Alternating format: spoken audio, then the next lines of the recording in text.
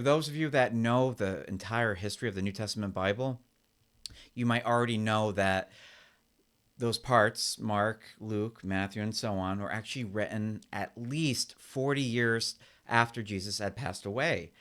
And a lot of those books, right, a lot of those passages weren't even written by the apostles themselves.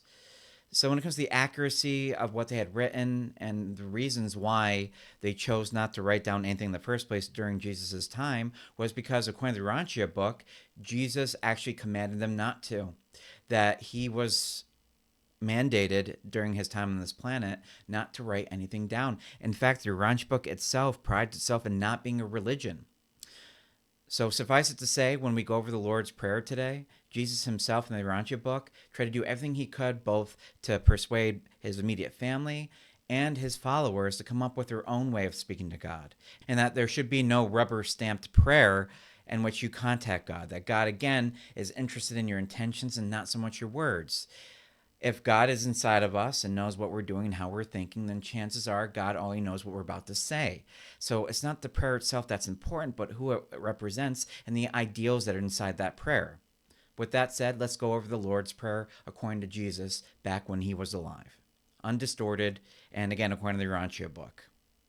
All right, so with all that out of the way, let's read the believer's prayer by Jesus. Our Father, who is in heaven, hallowed be your name. Your kingdom come. Your will be done on earth as it is in heaven. Give us this day our bread for tomorrow. Refresh our souls with the water of life. And forgive us every one of our debts, as we have forgiven our debtors. Save us in temptation. Deliver us from evil. And increasingly make us perfect like yourself.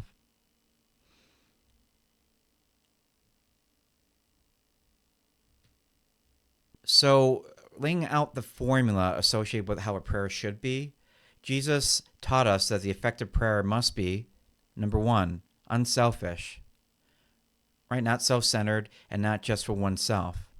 Believing, according to your own unique faith. Sincere, which is honest to your heart's desire. Intelligent, according to light, which is, of course, truth. And trustful, in submission to the Father's all-wise will. All right, well, there you have it. So just once more, right? According to the Urantia book, your path to God should be your own. And, a lot of the institutional dogmas and practices that claim to get you closer to God or to get God's attention typically aren't that true. When it comes to being righteous, right, those are a series of behaviors, not a series of rituals or routines that you need to conduct yourself in. So hopefully you enjoyed today's session. Happy Sunday again to everybody, and stay tuned to our next episode.